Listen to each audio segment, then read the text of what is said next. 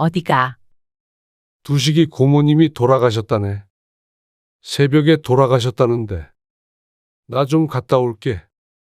나 지금 몸이 너무 아픈데. 내일쯤 가면 안 돼? 아, 지금 아픈 게 문제야? 두식이 어머니 일찍 돌아가셨잖아. 그래서 고모님이 어머니 같은 분이야. 거의 키워주셨다고. 그놈이 얼마나 상심이 크겠어. 그럼 가기 전에 나 좀 병원에 데려다 줘. 아, 배 좀 아픈 거 가지고 무슨 병원까지 가. 아까 약 사다 줬잖아. 하나 더 먹어. 그쪽 방향 아니야? 당신은 친구 어머니 같은 분 장례식이랑 아파서 죽을 것 같은 아내랑 뭐가 우선이야, 당신은? 오늘 이야기 속 주인공은 64세 한인아 씨입니다. 그리고 그녀의 남편에 관한 이야기이죠. 한 씨는 젊어서는 일하고 아이들 키우느라 정신없이 하루하루를 살았습니다. 이제는 남편도 은퇴했고 자식들도 각자의 가정이 생겼으니 남편과 둘이 행복한 노후를 보내게 될 줄 알았습니다. 나이 들면 남편이나 아내밖에 없다는 말을 심심치 않게 들었고 한 씨도 그게 맞다고 생각했습니다. 결국 나중엔 자식보다도 배우자와 서로를 의지하며 살아가게 되어 있다고 말이죠. 그런데 그건 한 씨만의 착각인 듯 했습니다. 한 씨의 남편은 다른 생각을 가지고 있는 것 같았습니다. 원래도 그랬던 사람인데 은퇴 후에 나이가 들면 들수록 남편은 한 씨가 아닌 친구들을 찾았습니다. 친구만 좋다면 문제될 것이 없겠지만 그러면서 한 씨는 뒷전이 되어버렸습니다. 그래놓고는 매번 친구를 불러서 밥을 먹이고 대소사까지 알아서 챙기는 남편을 보니 이게 한 씨가 바라던 노후의 삶인가 하는 생각이 들었습니다. 아내보다 친구가 더 좋고 중요하다는 남편의 말에 한 씨도 없던 정까지 떨어지는 듯 했습니다. 그렇게 친구가 좋으면 친구랑 살면 될 것을. 밥해줄 사람이 필요해서 자신과 사는지도 몰랐습니다. 그래서 한 씨는 자신이 먼저 남편을 친구들의 품으로 보내버리기로 했습니다. 한 씨는 아들 둘, 딸이 하나 있었습니다. 자식이 셋이다 보니 돈도 많이 벌어야 했고 집에도 항상 일거리가 넘쳐났습니다. 다행히 자식들 모두 잘 커서 좋은 대학에 나와서 직장 다니며 큰 어려움 없이 살고 있었고 모두 결혼해서 각자의 삶을 살고 있었습니다. 막내까지 결혼시키고 한 씨의 삶을 돌아보니 참 정신이 없었습니다. 평생 맞벌이하며 자식들 키우느라 취미 하나 없었고 언제든 만날 수 있는 친구도 주변에 남아있지 않게 되었습니다. 하루하루 사는 게 바빴다는 것은 어쩌면 핑계일 수 있겠지만 한 씨는 늘 가정이 1순위였습니다. 그렇게 키워서 그런지 다들 잘 살고 있었고 한 씨는 자식에 대한 걱정은 더 이상 하지 않았습니다. 이제 한 씨는 60대가 되었습니다. 남편은 은퇴한 지 몇 년 되었죠. 한 씨는 남편보다 2년 먼저 일을 그만두게 되었고 소소하게 용돈벌이 정도 하고 있었습니다. 한 씨는 남편이 은퇴하면 뒷바라지할 자식도 없으니 노후엔 남편과 여행도 다니고 그렇게 작은 행복을 느끼며 살아가게 될 줄 알았습니다. 남편이 한 씨의 노후에 가장 큰 고민거리가 될 줄은 꿈에도 몰랐습니다. 늘 남편의 친구 사랑이 문제였습니다. 옛날에 내가 영철이 얘기한 적이 있었나? 글쎄, 처음 들어보는 이름인데. 중학교 동창 있어. 영철이라고 한 20년 전에 미국으로 이민 간 친구놈인데 이번에 한국에 들어온다네. 그렇게 한 번을 안 오더니 그래? 아무튼 이 근처에서 하루 머물고 대전으로 간대. 그래서 내가 우리 집에서 자라고 그랬어. 뭐? 그러려니 대답하다가 갑작스런 말에 한 씨가 하던 일을 멈추고 남편을 바라봤습니다. 뭘 그렇게 놀라? 그러면 20년 만에 만나는 친구를 밖에서 자라고 그래? 다른 식구도 없어. 나 보려고 하루 왔다가 가는 거야. 아무리 그래도 밥 한 끼 먹고 잠은 호텔에서 자면 되잖아. 야박하게 어떻게 그래? 그런 줄 알고 있어.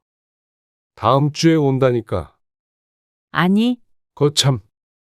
이미 영철이한테는 그렇게 하라고 했으니까 다른 말 말어. 말을 바꾸면 자신이 얼마나 실없는 사람이 되겠느냐며 남편은 한 씨에게 친구를 대접해 줄 것을 요구했습니다. 집에 손님이 와서 식사를 하고 가는 것도 힘들지만 자고 가는 건 그의 몇 배는 더 신경을 써야 했습니다. 그런 중요한 일을 한마디 상의도 없이 결정한 남편에게 화가 났습니다. 그리고 이런 일은 이번이 처음도 아니었습니다. 남편은 젊었을 적부터 주변에 사람이 많았고 본인도 워낙 그런 것을 좋아했습니다. 그래서 꾸준히 한 씨와 갈등이 있었습니다. 아이가 셋인데 퇴근 후에 손님까지 맞아야 하는 한 씨의 입장을 전혀 생각을 안 해주니 당연한 일이었습니다. 이제는 자식들은 없이 한 씨 부부 둘뿐이었지만 그렇기에 더욱더 한적한 노후를 보내고 싶었습니다. 만난 지 20년이나 된 친구까지 집으로 데리고 와서 재우려는 남편의 생각을 이해할 수가 없었습니다. 남편과 한 씨의 성향이 워낙 다르긴 했지만 그건 성향이 아닌 예의 문제가 아닌가 싶었습니다. 그 친구도 편하게 호텔에서 자지 않고 어째서 친구의 집에서 하룻밤을 묵으려는지 몰랐습니다. 남편은 그런 한 씨를 정이 없다며 비난했지만 한 씨는 반대로 남편이 정이 없다고 생각했습니다. 아내인 한 씨에 대한 정말이죠. 그러던 어느 날이었습니다. 우리 고향에 내려가 살자. 당신 고향? 그래. 어머니 살던 집 리모델링해서. 어느 날 남편이 시어머니가 돌아가시기 전에 살던 곳으로 이사를 가자고 했습니다. 마당에 있는 단독주택인데 지금은 비어있는 곳이었죠. 시골에서 어떻게 살아? 그렇게 시골은 아니야. 그래도 차 타고 2시간은 걸리잖아. 차 안 막히면 1시간 40분쯤 걸리나? 그게 그거지. 애들도 여기 다 있고 나도 아는 사람 하나 없이 어떻게 거기 가서 살아? 아는 사람이야 만들면 되지. 여기라고 당신이 누구 만나나? 그건 그렇지만 그러면 이 집은? 월세 받아서 생활비에 보태면 더 좋지 뭐. 한 씨는 말도 안 된다고 생각했습니다. 하지만 남편은 한 씨를 끈질기게 설득했습니다. 한적한 곳에 가서 우리들이 오붓하게 지내면 얼마나 좋아. 어차피 애들이야 잘 살고 있고 명절이면 볼 텐데. 애들이 오든 우리가 가든 그렇게 살고 싶지 않아. 상추 뜯어다 밥 먹고 해질녘에 산책하면서 말이야. 그 말에 한 씨는 솔깃했습니다. 고즈넉한 시골길을 걷는 상상을 하니 한 씨가 꿈꾸던 삶 같았습니다. 애들 오기에 너무 멀지 않나? 무슨 자꾸 애들 얘기를 해. 나이 들면 남편이랑 마누라밖에 없는 거 몰라. 우리끼리 잘 살면 되지. 그 말을 듣고 한 씨는 고개를 끄덕였습니다. 남편 말이 틀린 게 없어 보였습니다. 아들, 딸들도 크게 반대하지 않았고 굳이 가지 않을 이유도 없기에 남편이 하자는 대로 하기로 했습니다. 나 나갔다 올게. 누구 만나? 병군에 갔다 오려고. 밥은? 먹고 와? 점심 먹고 올 거니까 당신 챙겨서 먹어. 알았어. 남편의 약속과는 다르게 이사를 한 직후부터 남편은 무척 바빠졌습니다. 혼자만 말이죠. 고향이다 보니 친구나 아는 사람들이 꽤나 있었는데 하루가 멀다 하게 만나러 다니고 인사하느라 바빴습니다. 그러니 한 씨는 혼자 있는 시간이 많아졌습니다. 이사한 지 얼마 안 돼서 그런가 보다 싶었지만 그게 아니었습니다. 처음엔 한 씨도 혼자 있는 시간이 싫지는 않았습니다. 남편과 시간을 보내려 했지만 그게 아니더라도 조용한 시골의 삶이 나쁘지 않았죠. 남편이 주로 밖에서 밥을 먹으니 밥 차려줄 일도 없고 편할 때도 있었습니다. 처음 내려왔을 때 남편과 함께 만든 텃밭에서 상추를 뜯어 바로 쌈 싸먹고 마당 평상에 누워서 휴대폰으로 손주들 영상을 보기도 하고 그런 삶이 좋을 때도 있었습니다. 하지만 그것도 하루 이틀이었습니다. 한 씨는 스스로가 혼자 있는 걸 좋아하는 사람인 줄 알았는데 그건 또 아닌 모양이었습니다. 자식이나 손주를 자주 볼 수 있는 것도 아니고 갱년기인지 뭔지 외로운 마음도 조금 들었습니다. 그런데 남편이 한 씨를 혼자만 뒀다면 그렇게 괴롭지도 않았을 것입니다. 차라리 적응하고 조용히 혼자서 잘 지냈을 것입니다. 그런데 그게 아니니까 미칠 노릇이었죠. 재수 씨, 석창이 어디 갔어요? 어느 날 오후 집에 혼자 있는데 현관문이 벌컥 열렸습니다. 남편이 불편하다고 낮에는 잠그질 않아서 이렇게 동네 사람들도 언제든지 드나들었죠.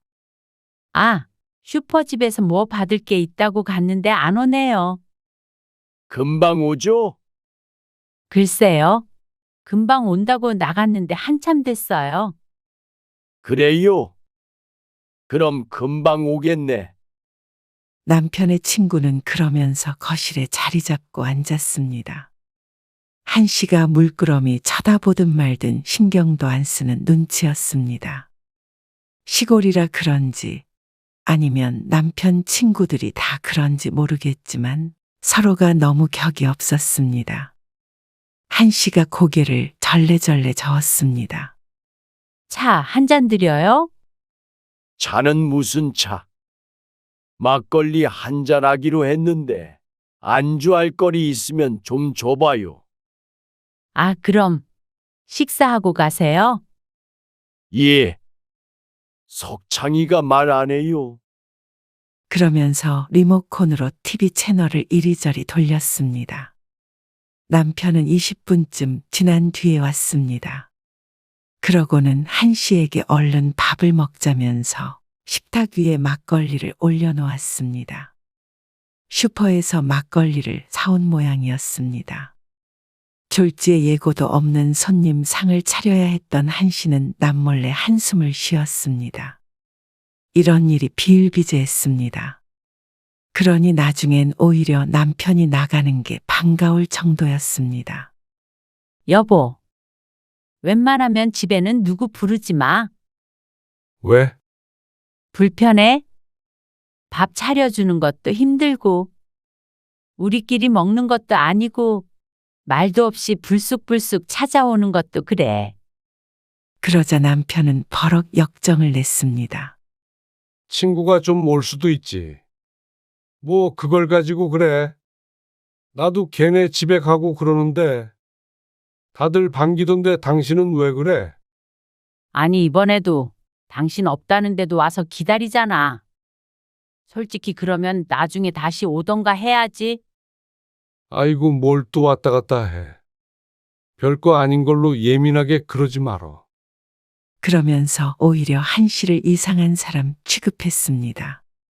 처음에는 고향 친구들이 있는 이곳에서 남편이 활기가 생긴 것 같아서 좋다고 생각했습니다. 이것도 다 한때련이 했죠. 하지만 점점 그게 도를 지나쳐갔습니다. 분명한 건 한 씨가 생각했던 노후는 결코 아니었습니다. 차라리 이사 전에 가끔씩 손님이 왔던 때가 더 나은 것 같았습니다. 남편은 물 만난 고기 같았죠. 남편은 외출을 하던지 집에 친구와 함께 오던지 둘 중 하나였습니다. 집에 식사를 하더라도 한 씨는 뒷전이었습니다. 친구와 둘이서 식사하며 술을 마시고 했던 얘기 또 하고 자꾸만 심부름을 시키니 한 씨도 그 자리를 지키고 앉아 있는 게 힘들었습니다. 그래서 같이 앉아서 식사하다가 이제는 밥만 차리고 방에 들어가 버리곤 했습니다. 그래도 남편은 신경도 쓰지 않았습니다. 무슨 할 말이 그렇게 많고 재미난지 몰랐습니다. 한 씨는 혼자 있어도 남편이 있어도 외롭다고 생각했습니다. 그래서 남편에게 얘기를 했더니 남편은 한 씨에게 이렇게 말했습니다. 그러니까 당신도 나가서 사람들 좀 만나고 해. 백날 집에만 있으니까 엉뚱한 생각만 하지. 나이 들어서 혼자 그렇게 있으면 청승맞다 그래. 그렇게 혼자 둔 게 누구인데 그런 소리를 하는지 몰랐습니다. 그리고 남편의 고향에서 자신이 누굴 만날 수 있다고 사람을 만나라는 것인지. 한 씨도 원래 친구가 없고 사람들과 잘 안 어울린 건 아니었습니다. 그저 오랫동안 일과 집 밖에 모르고 살아서 그럴 시간이 없었던 것이었습니다. 아무리 친한 친구라도 자주 만나지 못하면 멀어지기 마련이었습니다. 자연스럽게 연락이 뜸해졌죠. 직장 동료는 있어도 밖에서 따로 만나는 지인들은 거의 없었습니다. 그 외에 신경 써야 할 것이 많았습니다. 물론 집안에서 말이죠. 가정에 충실하면서도 인간관계가 좋은 사람은 많겠지만 한 씨는 그게 잘 되지 않았습니다. 어쨌거나 의도한 것은 아니지만 사람들과 덜 어울리게 된 것은 맞았습니다. 한 씨는 남편이 가족이면서 친구라고 생각했지만 남편에겐 한 씨 외에도 친구가 너무 많아서 갈등이 생긴 것인지도 몰랐습니다. 오늘 밭에 풀 좀 뽑아야 해. 잡초 많이 자랐던데. 나 지금 나갈 건데 어디? 두식이랑 막걸리 한잔 하기로 했어. 대낮부터? 그게 낭만이지. 수육 삶아가지고 먹기로 했어. 그래? 그럼 나도 갈래. 당신이 거길 왜 쫓아와? 친구들끼리 할 말이 있어서 가는 건데. 그냥 집에 있어. 풀 뽑아야 된다며? 나 혼자 집에서 풀이나 뽑으라는 거야? 언제 풀이나 뽑으라 그랬어? 심심하면 풀 뽑으라고 한 거지. 그러면서 헛기침을 하더니 나가버리는 남편. 같이 어울려 보려고 노력을 해도 남편은 그런 마음도 몰라주었습니다. 나이가 들면 그렇게 되는 것인지, 만약 이곳에 오지 않았다면 한 씨도 이렇게 남편에게 섭섭한 마음도 가지지 않았을 것입니다. 한 씨도 그곳에서의 생활이 있으니 말이죠. 하지만 남편의 말만 믿고 아는 사람 하나 없는 곳으로 왔는데 이렇게 내버려 두는 게 맞나 싶었습니다. 한 씨는 점점 엉망이 되고 있는 텃밭을 보고는 힘없이 한숨을 내뱉었습니다. 그렇게 1년이 흐르는 동안 한 씨도 남편에게 돌아가자고 몇 번 말해보았습니다. 하지만 남편은 전혀 그럴 생각이 없었습니다. 당신 하도 외롭다고 그래서 두식이랑 재수 씨 집에 초대했어. 뭐? 와이프까지? 그래. 부부 동반으로.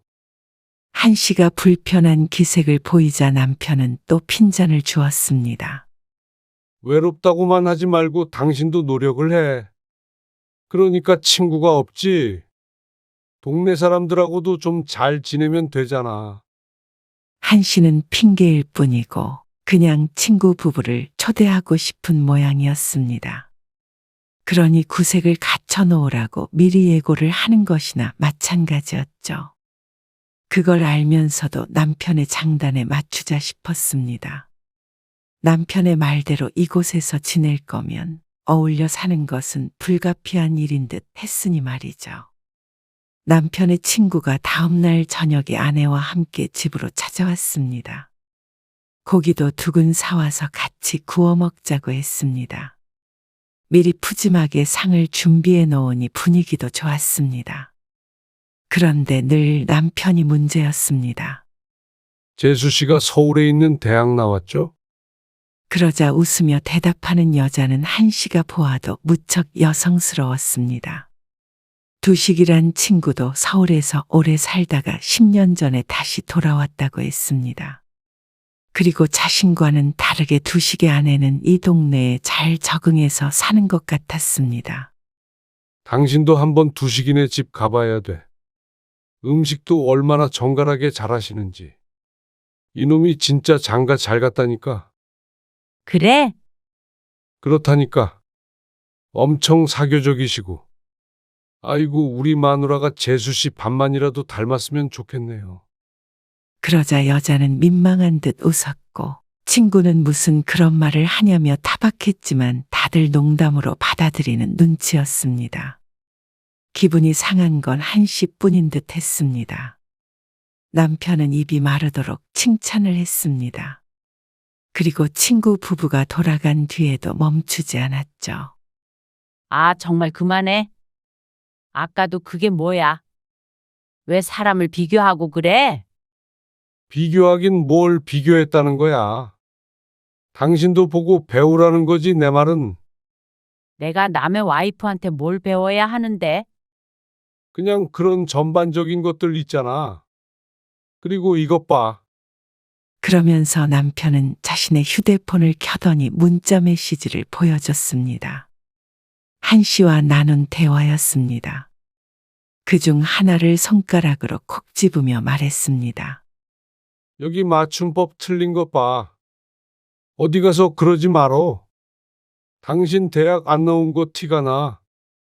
재수 씨 봐. 딱 봐도 교양이 있잖아.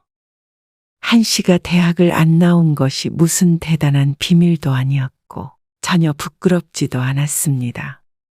생전 대조리니 고조리니 하는 얘기는 하지도 않던 남편이 남과 비교하며 그런 얘기를 하니 어처구니 없기도 했고 너무나 서러웠습니다. 그 일 때문에 결국 말다툼을 했고 며칠간 냉전이 계속됐습니다.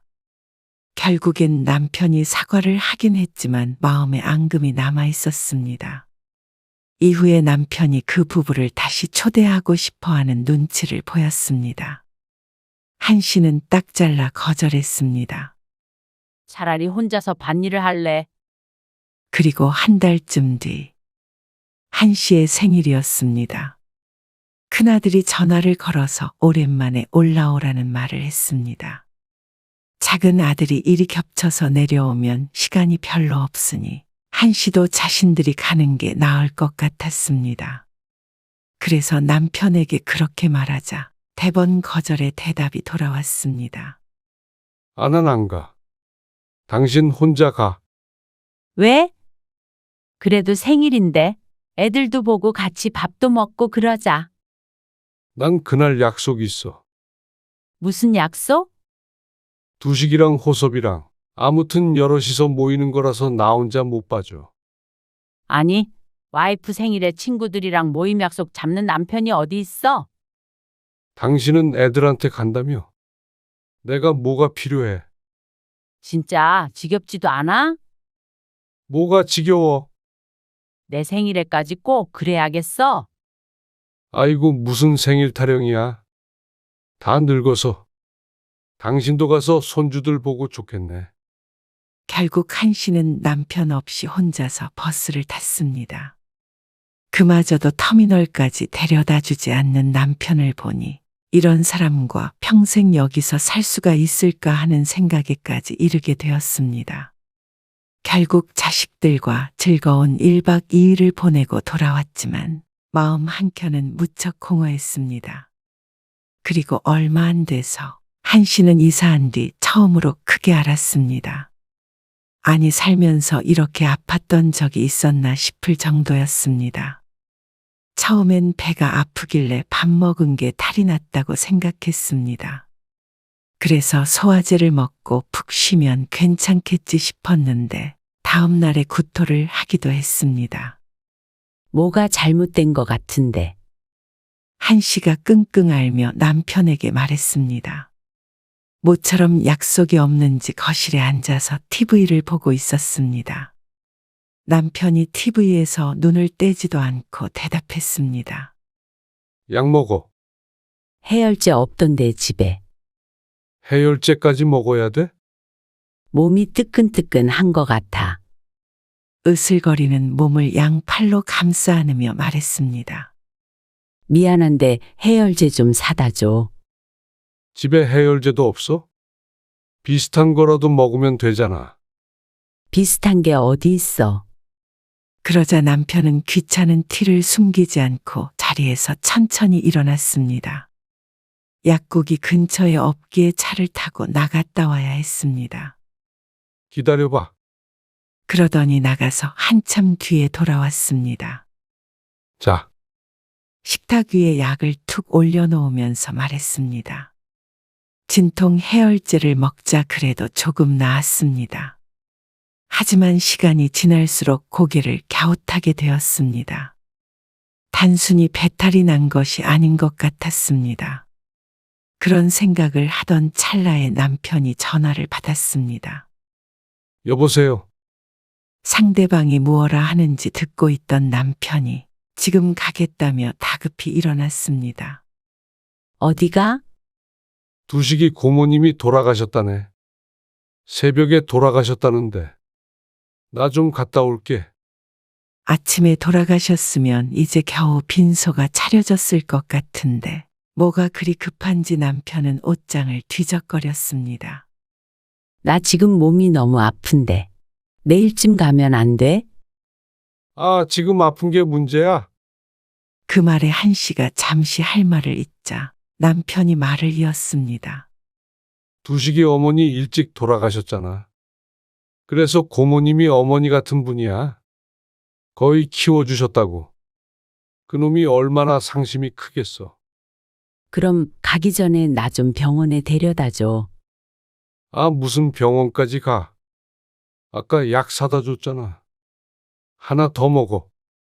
그쪽 방향 아니야? 그렇게 남편은 붙잡을 새도 없이 차를 타고 가버렸습니다. 그리고 몇 시간 동안 깜깜무소식이었죠. 남편이 집을 나선 지 좋기 4시간은 흘렀는데 도무지 올 생각이 없어 보였습니다. 도저히 안 될 것 같아서 한씨는 한참을 끙끙 앓다가 남편에게 전화를 걸었습니다. 하지만 받질 않았죠. 어느새 바깥은 어둠이 내려앉아 있었습니다. 장례식에 가더라도 벌써 돌아왔을 시간인데 답답했습니다. 시간이 늦어서 버스도 안 다닐 것 같아 콜택시에 전화를 했더니 단체로 단합을 했는지 응답을 하는 사람이 없었습니다. 그렇게 또 1시간 정도를 버티다 남편에게 다시 전화를 걸었더니 드디어 남편이 전화를 받았습니다. 남편은 술에 취해 있었습니다. 아, 왜 자꾸 전화를 해? 그래서 아파서 병원에 가야 한다고 했더니 남편은 대수롭지 않게 택시 타고 가면 되지 왜 전화를 하느냐며 짜증을 냈죠. 내가 두식이 어머니 같은 분이라고 했잖아. 두식이 울고 불고 하고 있는데 당신은 이 와중에 그런 말이 나와? 그 말의 아픔도 잊혀질 정도였습니다. 한씨가 남편에게 물었습니다. 당신은 친구 어머니 같은 분 장례식이랑 아파서 죽을 것 같은 아내랑 뭐가 우선이야 당신은? 아, 당신은 안 죽었잖아. 장래가 우선이지 지금은. 그 말에 한씨는 전화를 끊어버렸습니다. 그리고 구급차를 불러서 응급실에 갔습니다. 급성장염이라고 했는데 장이 너무 부어서 입원을 해야 한다고 했습니다. 수액을 맞으며 한씨는 눈물을 삼켰습니다. 눈물도 아까웠습니다. 진통제를 맞자 한결 나았습니다. 며칠 뒤 퇴원한 한씨가 남편에게 물었습니다. 당신은 친구가 그렇게 좋아?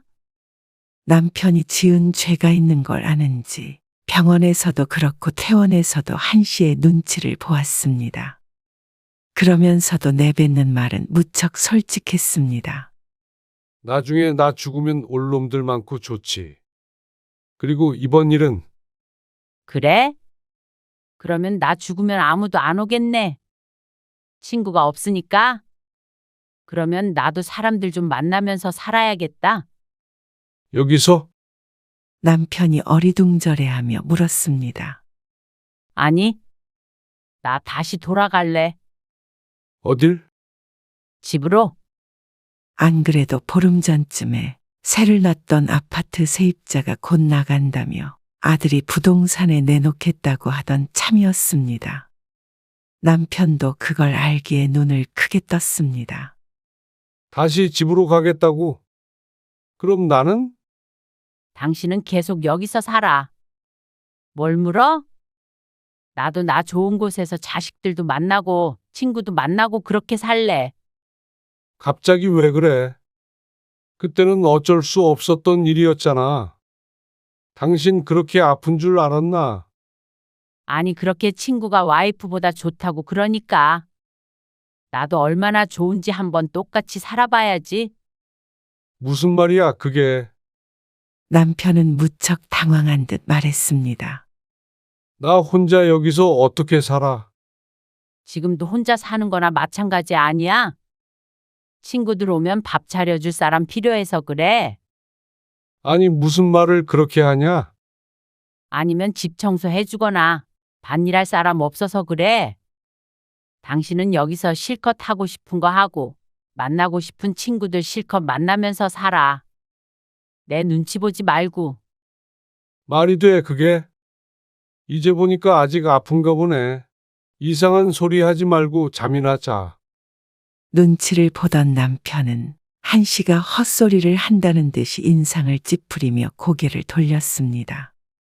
그런데 얼마 뒤에 한씨는 짐을 싸서 올라가 버렸습니다.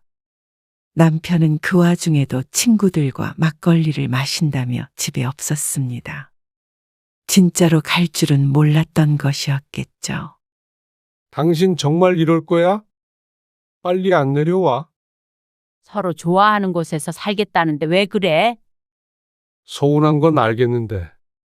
대화로 풀어야지. 그렇게 짐 싸서 가버리면 어떡하자는 거야? 당신이 나랑 대화하려고 한 적이나 있어? 그저 친구밖에 모르고 나는 늘 뒷전이었잖아. 뭘 또 뒷전이래? 과장하지 마. 갑자기 왜 그래 당신은? 친구만 있으면 살잖아. 누가 언제 그랬다고. 노후엔 이렇게 사는 걸로 해. 남편 마음대로 하라며 화를 내고선 전화를 끊었습니다. 그렇지만 며칠 가지 않아서 다시 전화를 했습니다. 나 지금 거기로 올라가려고 짐 싸. 뭐 알아? 당신 거기 있는데 나 혼자 여기서 뭐 하라는 거야? 이게 부부야. 나는 같이 있을 때보다 훨씬 부부답다고 생각하는데. 당신이랑 전화 통화도 하고 말이야. 당신 짐 싸서 오면 나는 이 집에서도 나가서 따로 살아버릴 거야. 이번엔 한씨가 먼저 전화를 끊었습니다. 한씨는 정말로 그랬습니다. 다시 올라오자 삶이 좀 더 편안해졌습니다. 혼자인 건 마찬가지였는데 남편과 함께 살면서 혼자인 것과 애초에 혼자인 건 달랐습니다. 이런 노후도 나쁘지 않다고 생각했습니다. 남편에게 말한 것처럼 이제 와서 자신이 친구를 만날 것 같지는 않았지만 앞으로 취미 생활도 하고 가끔은 자식들도 보면서 그렇게 지내면 좋겠다 싶었습니다. 남편은 한 달쯤 지내다가 혼자는 도저히 못 살겠다며 백기를 들었습니다. 하지만 한씨는 당분간은 남편과 다시 살림을 합칠 마음이 없었습니다. 아플 때 느낀 서러움은 오래갔습니다. 그날 일을 떠올리면 아직까지 피가 거꾸로 솟았습니다. 이런 사람과 평생 의지하면서 살 수는 없을 거란 생각을 하자 이제는 같이 살며 밥 차려주는 것도 하기 싫었습니다. 그렇게 사느니 이렇게 떨어져서 살며 명절 때나 보는 게 나았습니다. 모두 내려놓고 혼자라고 생각하니 한씨는 삶이 만족스러웠습니다. 누구에게 기대지 않고 기다리지 않고 실망하지 않고 사니 말이죠.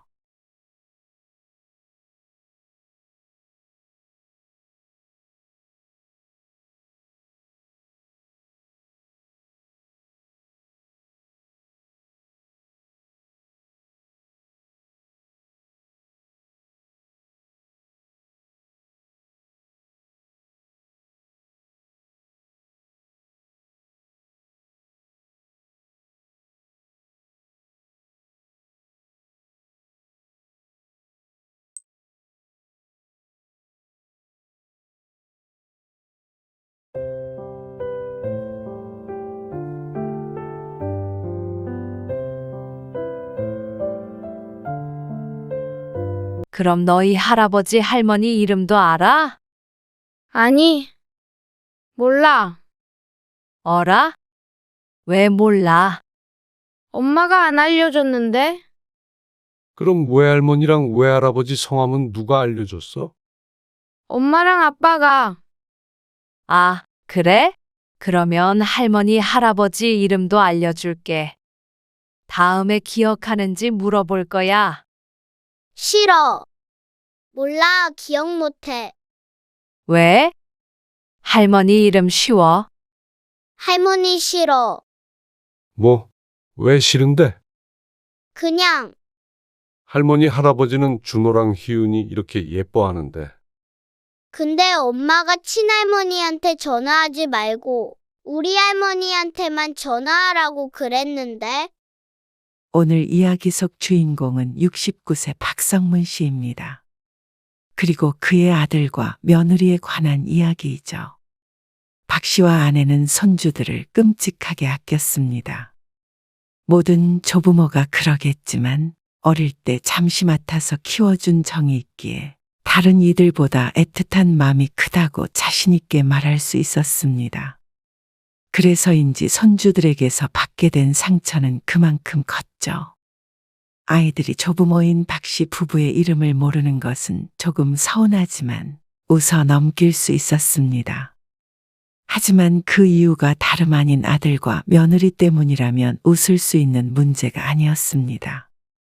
게다가 친할머니와 친할아버지는 싫고 외할머니, 외할아버지만 좋다는 손주들.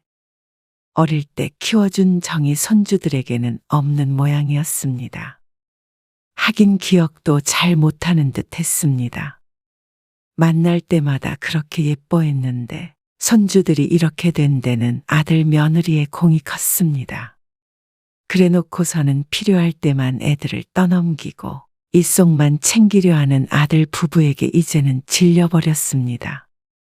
주기만 했던 사랑이었는데 박 씨 부부는 그 사랑을 돌려받지 못했습니다. 아니, 자식 손주들이 그렇게 싫다는데 박 씨도 더 이상은 목을 맬 생각이 없었습니다. 박 씨는 아들이 하나 있었습니다. 아들은 30대 초반에 결혼을 해서 이미 자식이 둘이 있었습니다.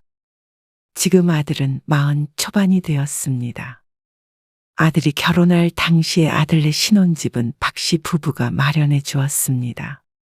크진 않아도 신혼생활 시작하기 좋을 크기의 아파트였습니다. 집 구하고 있는데 장모님 댁 근처로 좀 알아보고 있어요. 아들은 혹시나 박 씨 부부가 서운할까봐 미리 말한다고 했습니다. 어차피 그렇다고 하더라도 그리 멀지 않으니 박 씨는 크게 개의치 않았습니다. 근데 아들은 집을 마련해 주는 것이 박 시인이 허락을 받아야 된다고 생각했습니다. 저희 애기 생기면 장모님이 봐주신다고 하셨거든요. 그래야 맞벌이 하니까요. 그럼 그쪽 가까운 곳에 사는 게 편하잖아요. 아이고, 안 사두니? 네. 의정이가 부탁드렸나 봐요. 그럼 감사하지. 사는 곳은 너희들 알아서 해. 너희가 살 집인데. 이해해 주셔서 감사해요. 그런데 며느리가 첫째를 출산했을 때는 안사돈이 건강이 좋지 않아 아이를 봐주지 못하는 상황이 됐습니다. 첫째는 어찌 키웠지만 연년생을 낳으니 며느리는 직장에도 못 돌아가고 힘들게 애 둘을 키웠습니다. 장원아, 준호 엄마가 힘들다고 그러면 내가 왔다 갔다 하면서 애들 봐줄게. 아내가 아들에게 전화해서 말했습니다. 며느리가 무척 힘들어한다는 말을 계속 들으니 마음이 쓰였습니다. 첫째는 어린이집에 다니고 있긴 해도 둘째가 아직 어렸으니 우리가 도와주면 어떨까 하고 박 씨가 아내에게 먼저 제안했었죠. 아내도 흔쾌히 좋다고 했습니다. 손주들 사랑이 대단했으니 오히려 반기기까지 했습니다. 하지만 아들이 다음 날 다시 전화해서 거절의 뜻을 밝혔습니다. 의정이가 괜찮대요. 희은이도 곧 어린이집 보내면 되니까요. 그때 되면 좀 괜찮겠죠. 혼자서 키울 만하다기에 그런가 보다 싶었습니다. 그러다가 둘째까지 어린이집에 보내고 직장에 다니다가 1년 정도 후에 갑자기 자격증 공부를 하겠다며 박 씨 부부에게 연락을 했습니다. 의정이가 회사 그만두고 공부하고 싶대요. 공부? 무슨 공부? 웬 뜬금없는 말인가 싶었습니다. 공인중개사 공부요. 그거는 부동산 차리는 거 아니야? 네. 직장 이렇게 다녀서는 돈도 안 될 것 같고 힘도 드니까요.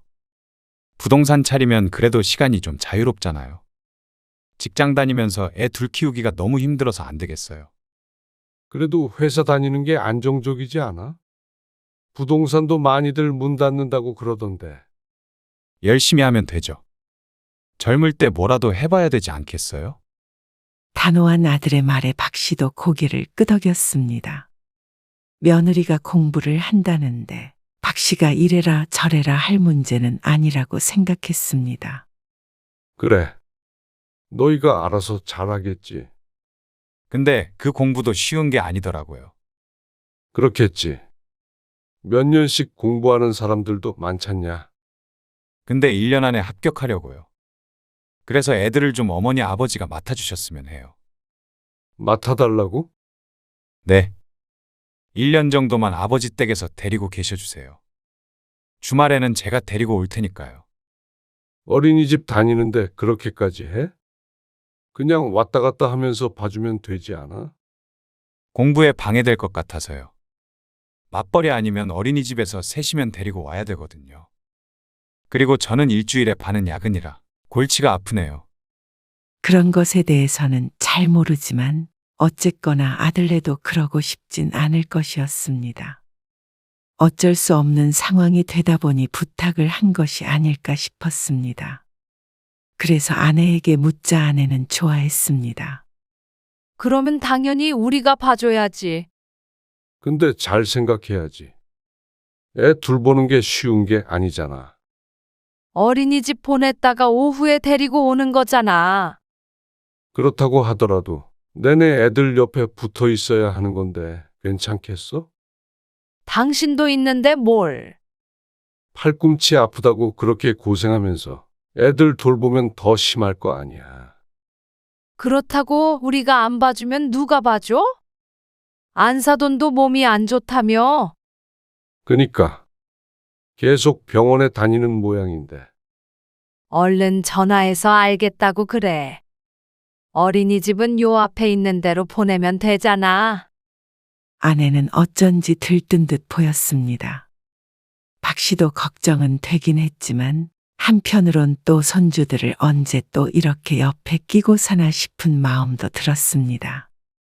멀리 살진 않지만 명절이나 특별한 날이 아니라면 자주 볼 일이 없는 것이 사실이었으니 말이죠. 그래. 그러면 힘들어도 1년만 맡아주자. 그래서 박 씨도 큰 결심을 하게 됐습니다. 그래서 둘째가 두 돌이 되기 전부터 1년간 손주들을 키워줬습니다. 60대 부부가 어린아이 둘을 키우는 것은 상상보다도 더 고된 일이었습니다. 아이들은 너무 어렵고 먹는 것, 씻는 것, 자는 것 모두 어른의 손길이 필요했습니다. 그리고 또 자주 아팠죠.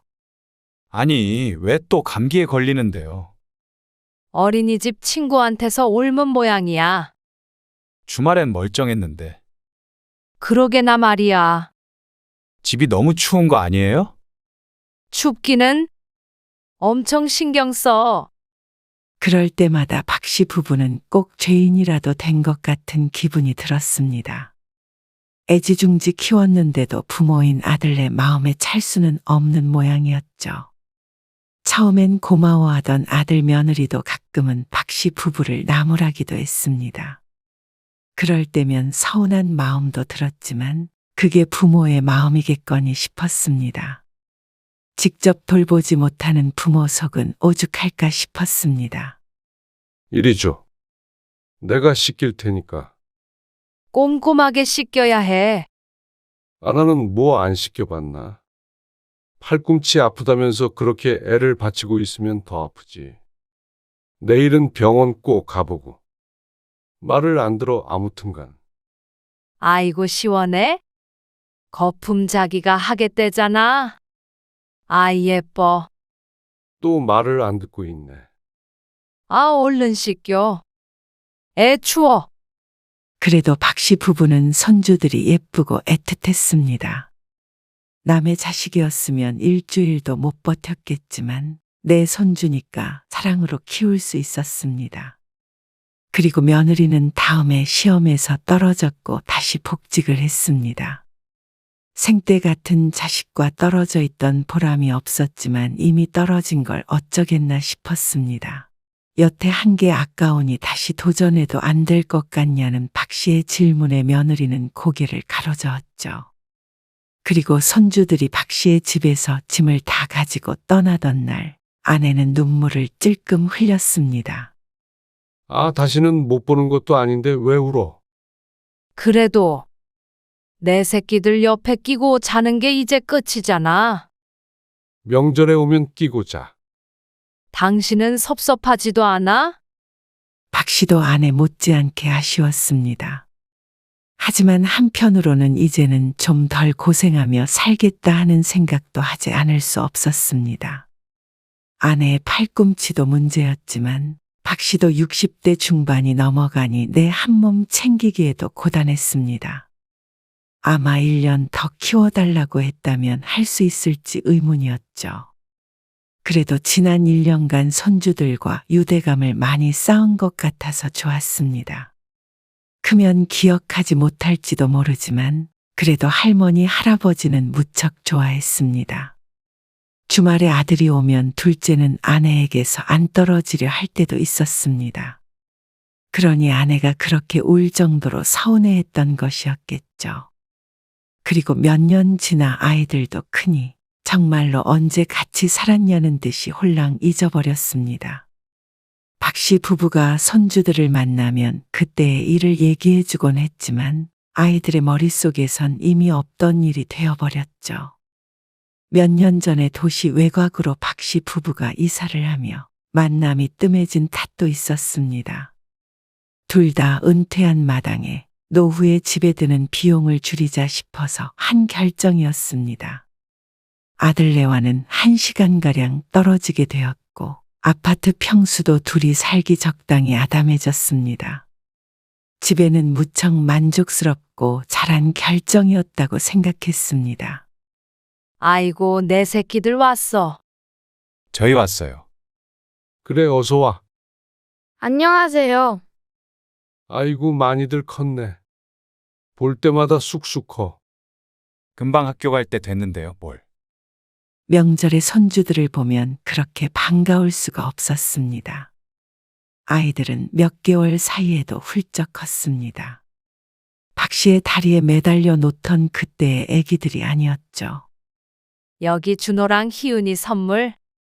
명절이라고 마트에 가서 가장 큰 선물을 한참 전에 사두어 방에다 보관하고 있었습니다. 나 이거 싫은데. 뭐? 준호 너 제일 좋아하던 거잖아. 그래서 할머니가 제일 좋은 걸로 사왔는데. 어머님, 이제 준호 그거 안 갖고 놀아서 다 중고로 팔았어요. 정말? 큰 손주의 입이 뚱하니 나와 있었습니다. 아이고 할머니가 몰랐네. 준호 좋아하는 걸로 다른 거 사줄게. 그래. 일단 앉아서 밥 먹어. 너희들 온다고 종일 요리했어. 아들 며느리, 손주들이 좋아하는 음식을 잔뜩 준비하고 기다렸습니다.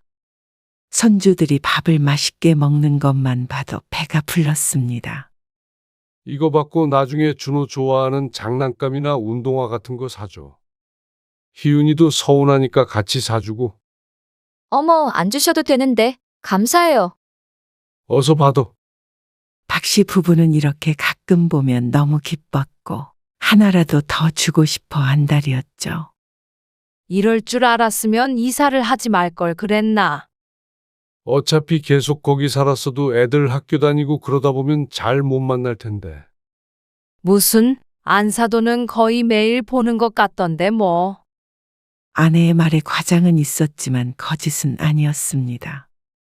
건강을 회복한 안사도는 하루가 멀다 하고 아들네와 왕래를 하는 것 같았습니다.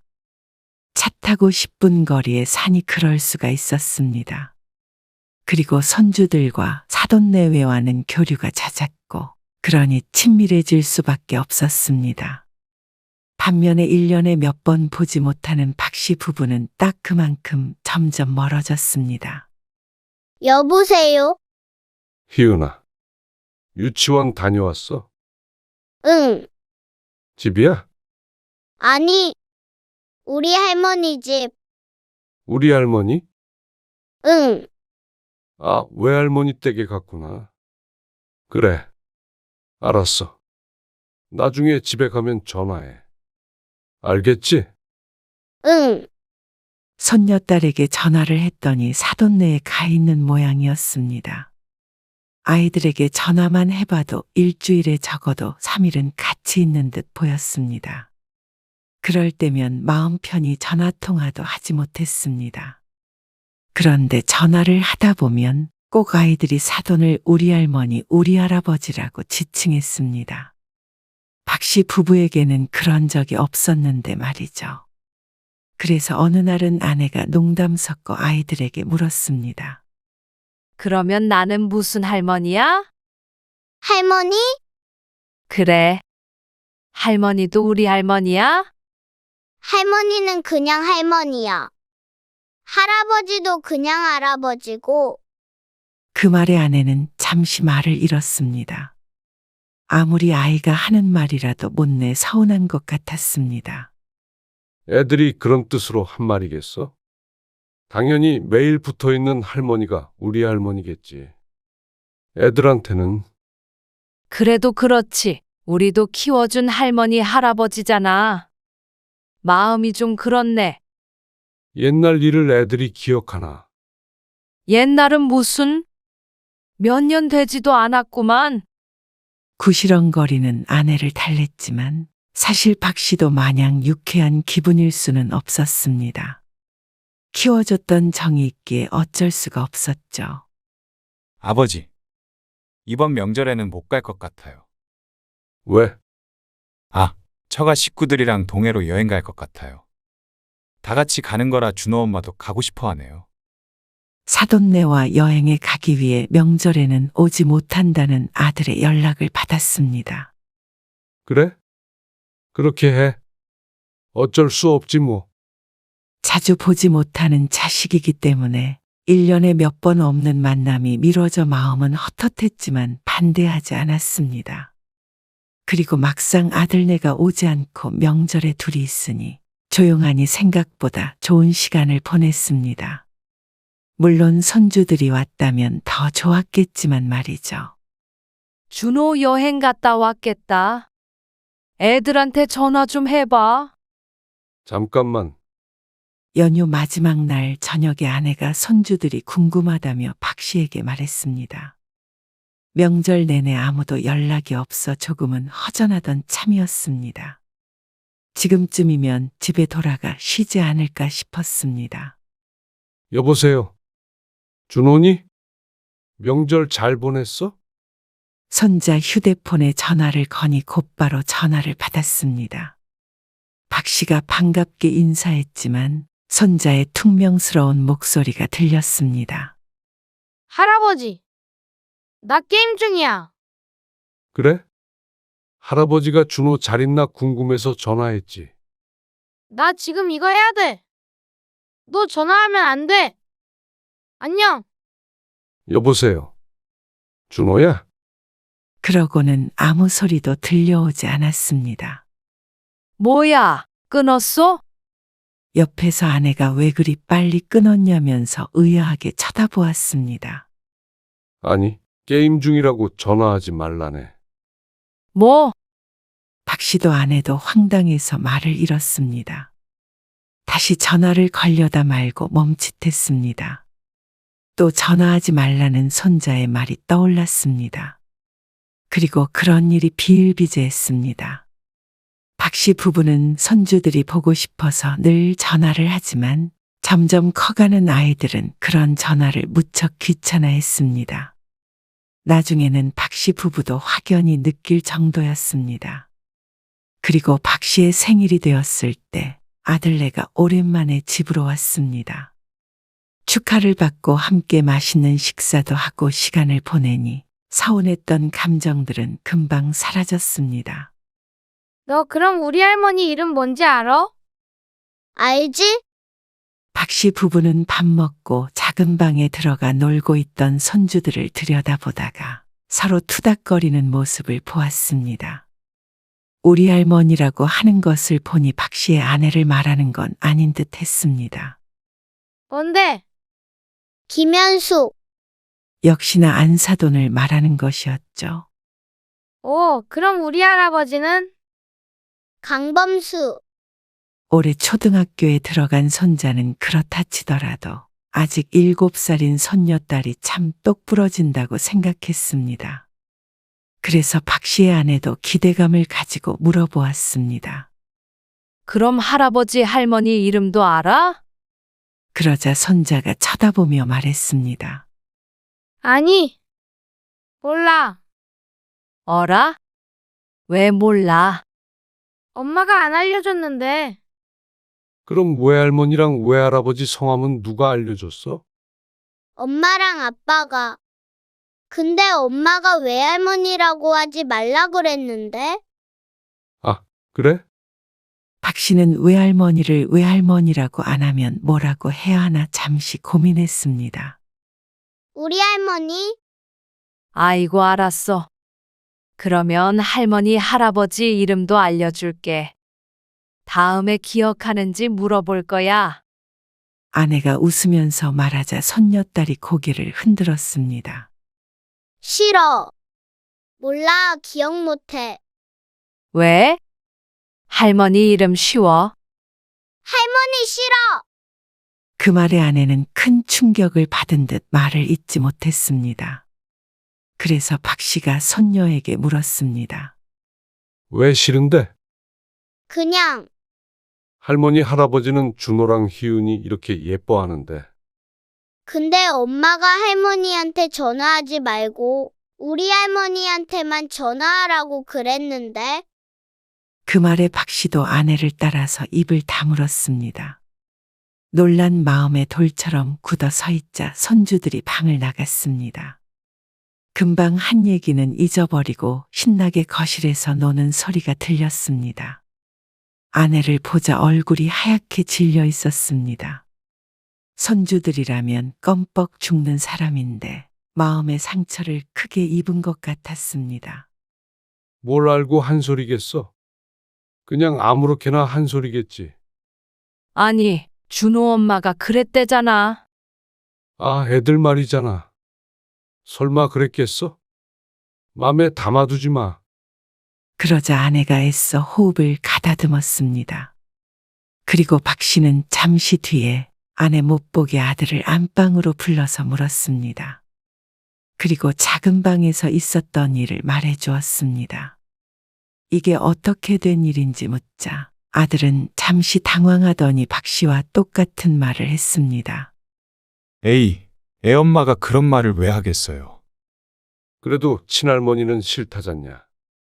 외할머니, 외할아버지 이름은 알면서 우리 이름은 들어본 적도 없다는데. 그거는 모르겠네요. 근데 애들이 그냥 한 말을 가지고 왜 그러세요? 그러면서 오히려 며느리 걱정을 했습니다. 애엄마한테 뭐라고 하지 마세요. 애들이 장난친 것 같으니까. 아들은 대수롭지 않게 생각하는 것 같았지만 한참 뒤에 베란다에서 아들 며느리가 둘이 쑥덕거리는 걸 들으니 손주들이 없는 말을 한 건 아닌 모양이었습니다. 안 그래도 애들이 외할머니만 좋아하는데 왜 그런 말을 했어? 외할머니라고 하지 마. 요즘 시대에. 그리고 애들도 더 좋은 할머니, 할아버지가 있을 수도 있잖아. 그게 중요한 게 아니라 당신이 그렇게 말한 건 맞잖아. 왜 나한테만 그래? 당신도 집에 오기 귀찮고 짜증난다며. 아, 그 얘기가 왜 나와? 아, 됐다. 아무튼 애들 이상한 말 못하게 입단속 잘 시켜. 알았어. 아들은 그저 골치가 아픈 듯 보였습니다. 박 씨의 인매가 무섭게 굳었습니다. 역시나 어린아이들이 그냥 사람이 싫어질 리는 없었습니다. 부모가 그렇게 여기니 아이들도 영향을 받은 것일 테죠. 그래서 박 씨는 그 자리에서 아들 며느리를 쫓아냈습니다. 그리고 앞으론 명절이든 어버이날이든 찾아오지 말라고 했습니다. 아, 그런 거 아니라니까요. 왜 자꾸 그런 식으로 생각하시는 건데요? 그래. 여보. 무슨 일인지 애들 말은 들어봐야지. 상황을 모르는 아내도 박 씨를 말렸지만 더는 이 집에서 아들 며느리의 얼굴을 보고 싶지 않았습니다. 아들 며느리를 쫓아내고 아내에게 아들 며느리의 대화를 읊었지만 직접 듣지 않은 아내는 착잡해할 뿐 박 씨의 처사가 심했다고 생각하는 듯 했습니다. 아무리 그래도 애들을 그렇게 쫓아내. 그럼 그런 얘기를 듣고서 하아오해? 당신은 벨도 없어? 벨이 무슨 상관이야? 그래도 대화는 해봤어야 한다는 거지. 준호도 놀란 것 같던데. 손주들 얘기가 나오자 마음이 무척 불편해졌습니다. 하지만 아들의 짜증스러운 얼굴을 떠올리자 잘 쫓아냈다 싶었습니다. 당신도 연락하지 말어. 그런 놈이 무슨 자식이야? 박 씨는 너무나도 기분이 상해 다시는 아들의 얼굴을 보고 싶지 않았습니다. 아들도 그렇게 쫓겨난 게 기분이 나빴는지 전화도 오지 않았습니다. 그리고 얼마 뒤에 있던 어버이날에도 전화 한 통 없었죠.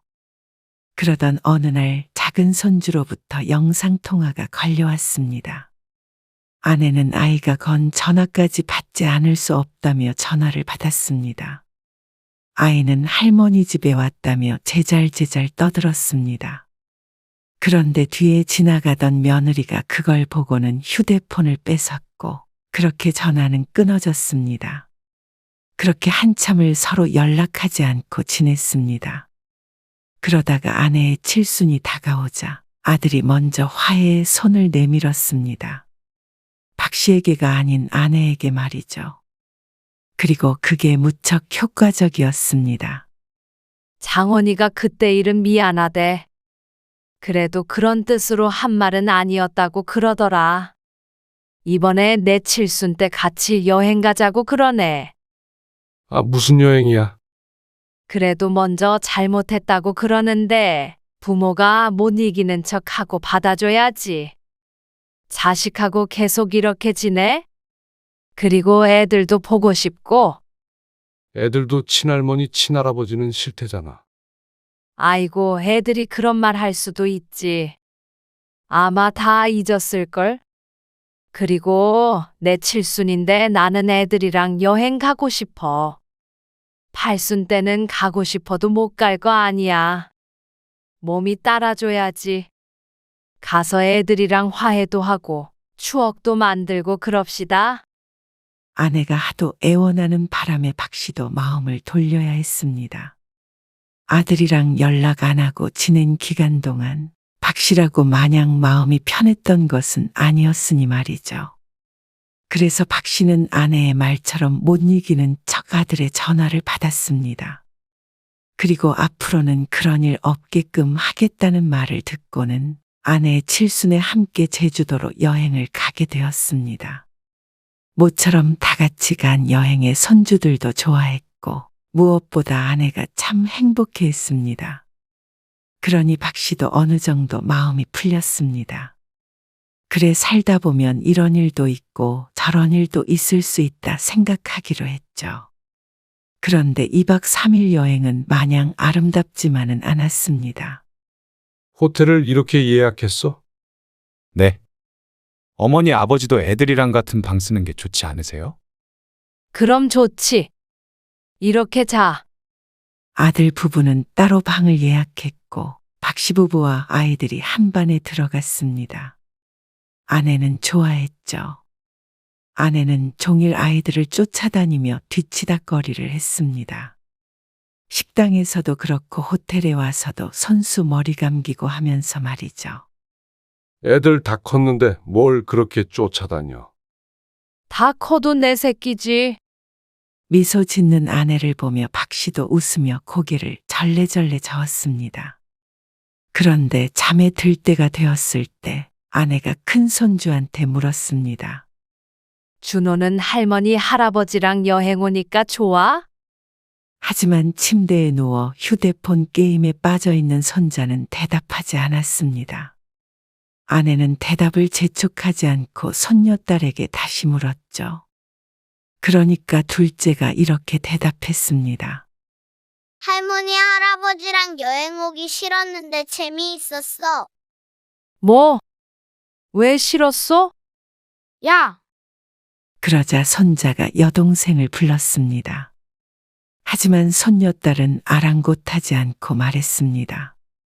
우리 엄마가 싫다고 그러니까 나도 싫지. 너 엄마한테 이른다. 내가 뭘? 근데 애기 때문에 어쩔 수 없이 와야 된다고 그랬잖아. 그러자 손자가 검지손가락을 입에 갖다 대는 신용을 했습니다. 왜? 엄마가 말하지 말래? 그러자 손녀딸이 오빠의 눈치를 보며 고개를 끄덕였습니다. 엄마한테 이르지 말라면서 말이죠. 너 다 잃을 거야. 아, 왜? 아들이 지난번에 입단속을 하라더니 손녀딸의 입단속까진 제대로 시키지 못한 모양이었습니다. 그런데 때마침 손자의 휴대폰이 울렸습니다. 안사돈에게서 영상통화가 걸려왔습니다. 여행은 재밌냐면서 즐겁게 통화를 하는데 손자도 손녀도 방금 있었던 일을 잊고 안사돈과 얘기하느라 정신이 없어 보였습니다. 안사돈은 같은 공간에 박씨 부부가 있던 말던 신경도 안 쓰는 눈치였습니다. 그렇게 30분가량 통화를 이어가는 동안 박씨 부부만 석상처럼 굳어져 있었습니다. 아내도 이게 무슨 말인가 싶었습니다. 손녀딸이 말하는 애기는 다 뭐고 말이죠.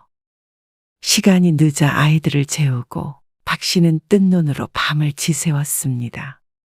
얘기를 하더라도 날이 밝고 하자며 말이죠. 다음 날 아침에 마주치자마자 손자가 며느리에게 말했습니다. 엄마, 희은이가 엄마가 말하지 말랬는데 동생 얘기했어. 뭐? 아, 어머님 그게요. 사실 드릴 말씀이 있어서요. 아들 며느리의 말을 들으니 이렇게 여행을 오게 된 목적이 따로 있었습니다. 뱃속에 늦둥이 아이가 생겼다는 말이었습니다. 그러면서 아내 보고 출산 후에 몇 달만 자신들의 집에 와서 애를 좀 봐달라는 부탁을 했습니다. 애 낳고 몇 달 쉬지 못하고 복직을 해야 한다며 말이죠. 손녀딸이 무슨 말을 했는지도 모르고 웃으며 부탁을 하는데 참 어처구니가 없었습니다. 그래서 오기 싫었는데 어쩔 수 없이 온 거야? 오기 싫다뇨. 당연히 어머님, 아버님 모시고 같이 오고 싶었죠. 좋은 소식도 전하고요. 엄마, 희은이가 다 말했어. 엄마 아빠가 엄청 여행 오기 싫다고 했던 거. 애기 때문에 어쩔 수 없이 온 거. 내가 말하지 말라고 그랬는데. 손자의 말에 아들도 며느리도 얼굴이 하얘졌죠. 박씨 부부는 이렇게 자식과는 끝이구나 싶었습니다. 아이, 셋째. 참 얘들 봐준 공도 없었는데 셋째까지 맡겨? 여행 한번 같이 오는 게 그렇게 싫은데 그 집에 가서 애 보는 건 괜찮아. 너희 애는 알아서 키워라. 애미 너는 그러는 거 아니다. 힘들 때 애들도 봐주고 얼마나 도움을 많이 줬냐. 명절에 일 한번 시킨 적 없고 시집살이라도 시켰으면 덜 억울하지.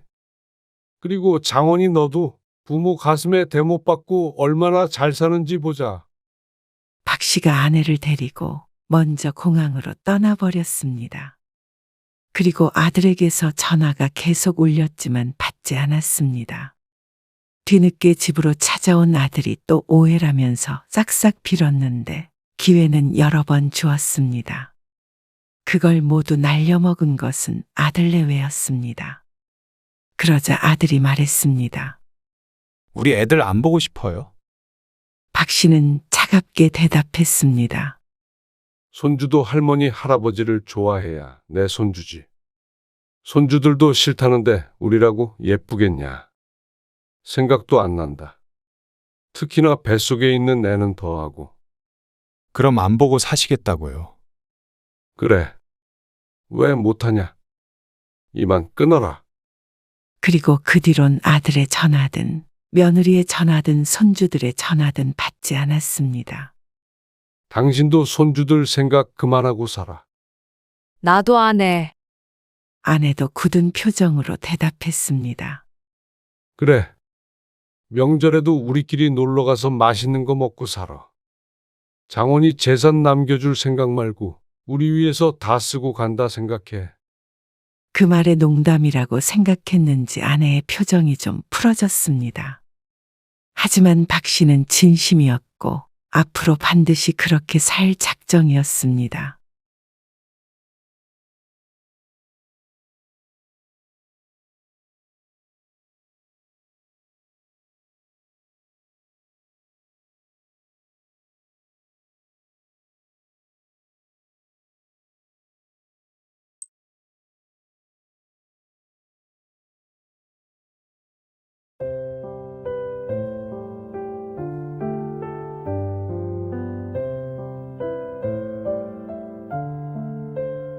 애미야, 이만 일어나라.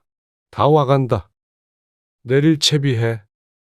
트렁크에 있는 짐 혼자 못 들잖아. 준서 챙겨. 우리가 들어다 줄 테니까. 네, 아이고, 돌아갈 길이 막막하네. 그래도 내려갈 땐 길이 덜 막히겠지.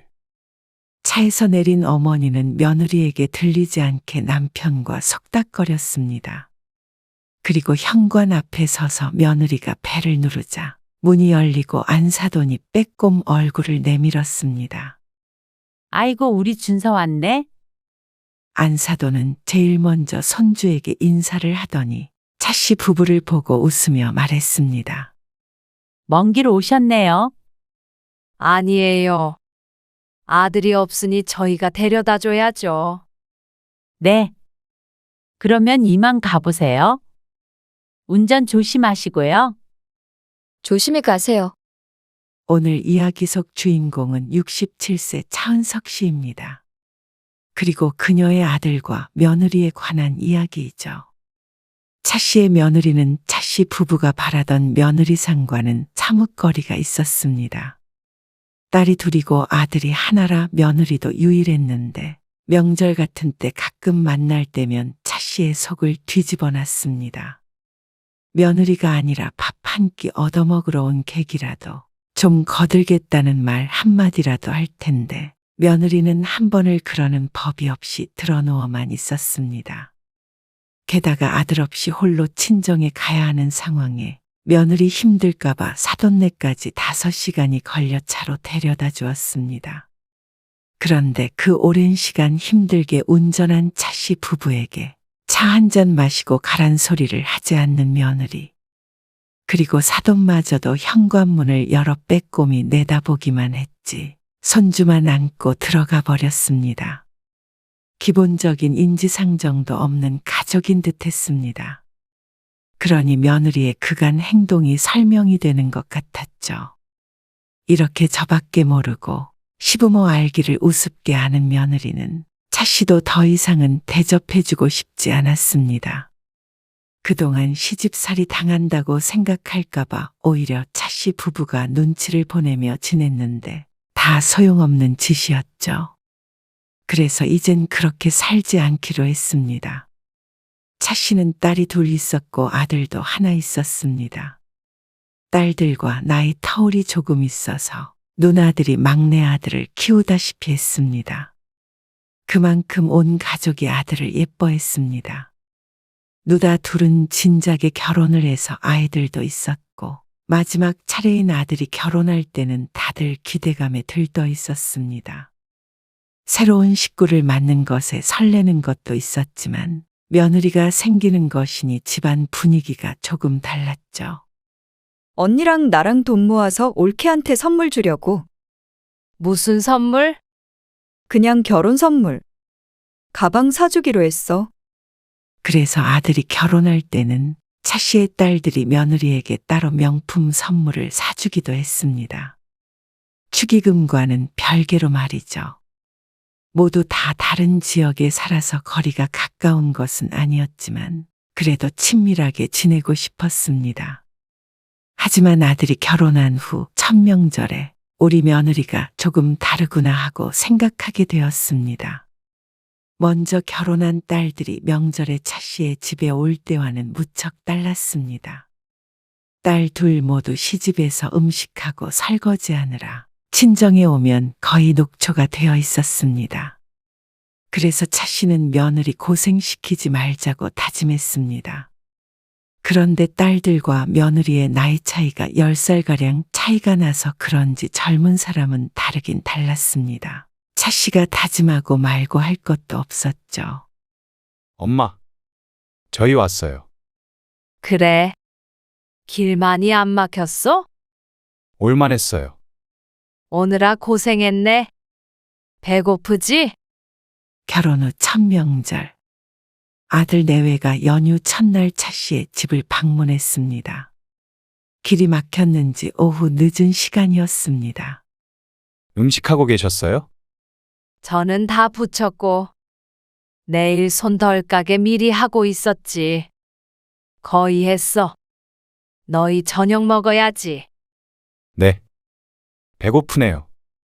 다음날 차례 음식을 하던 중에 아들이 배고프다길래 저녁밥을 조금 일찍 차리기 위해서 부엌을 정리하기 시작했습니다. 저기 너 쓰던 방에다가 침 놔.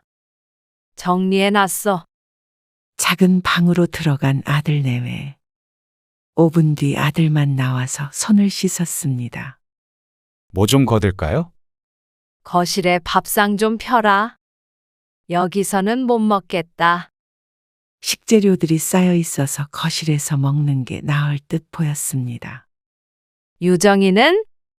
방에 누워 있어요. 짐을 두러 들어가서 누워 있다는 며느리. 차 씨는 오래 차 타고 오느라 고생했나 보다 생각해서 부르지 않았습니다. 잠시 화장실에 가기 위해 작은 방을 지났는데 열린 문틈 사이로 누워서 휴대폰을 보고 있는 며느리가 보였습니다. 그래도 시집에 와도 불편해하지 않는구나 싶어 다행이라고 생각했습니다. 나와서 밥 먹으라고 해. 남편이 아들에게 말하자 그제서야 며느리가 방에서 나왔고 저녁밥을 한 그릇 뚝딱 비운 며느리가 갑자기 자리에서 일어났습니다. 밥 더 먹게? 아니요. 저 다 먹었어요. 그러더니 먼저 방으로 들어가 버렸습니다. 차 씨 부부가 당황스러운 마음에 서로를 바라보자 아들이 민망하다는 듯이 웃으며 말했습니다. 아, 유정이네 집은 이런 분위기더라고요. 차 씨 가족은 어지간하면 식사가 끝날 때까지 자리를 지키고 있는 편이었습니다. 특히나 이렇게 오랜만에 만나는 자리에서는 식사가 끝났다고 먼저 들어가 버리지 않았습니다.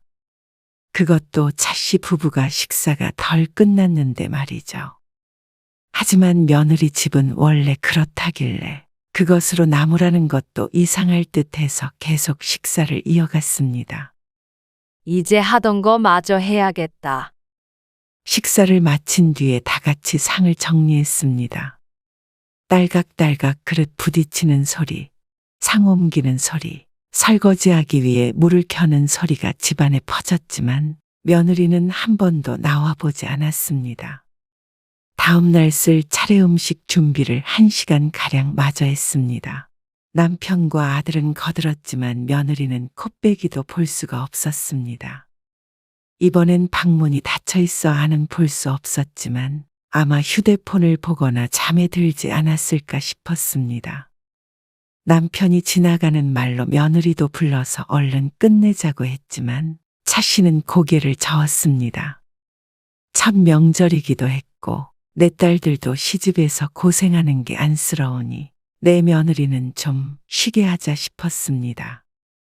그런데 며느리는 늘 그랬습니다. 그 다음 명절도 또 그 다음 명절도 처음 한두 번은 적응이 안 되니 방에 혼자 있는 게 편하겠거니 했지만 시간이 지나도 그건 바뀌지 않았습니다. 벌써 다 먹었어? 네. 먼저 일어날게요. 먹은 그릇 그대로 식탁에 두고 몸만 쏙 일어나 가버리는 며느리를 보니 차씨도 미간이 모였습니다. 며느리가 아니라 남이라도 해주는 밥을 먹었으면 적어도 자기가 먹은 그릇 정도는 치워야 할 텐데 말이죠.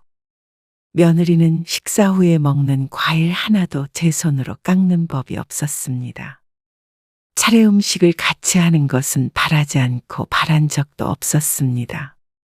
이리저리 생각해도 차씨의 며느리는 조금 심한 듯 했습니다.